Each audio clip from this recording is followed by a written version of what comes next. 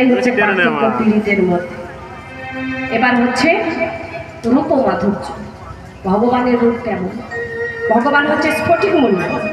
তামার পাত্রে রাখলে তামাটে, রূপোর পাত্রে রাখলে রূপলি, সোনার পাত্রে রাখলে সোনা। যেমন পাত্রে রাখবেন সেরকম পাত্রের আকার ধারণ করবে। আমি কালী পূজা করি, দুর্গা পূজা করি, সরস্বতী পূজা করি, লক্ষ্মী পূজা করি, যাই করি না কেন আমার গন্তব্যস্থল সেই একটাই, অনাদির আদি গোবিন্দ সর্বকারণের কারণ। এই জন্য বিদেশিরা আমাদের বলে অনেকটা বোকা ভেঙে যায়। যেমন বিদেশিরা অনেক বোকা হয়ে যায় যে হিন্দুদের এটা কেমন। সনাতন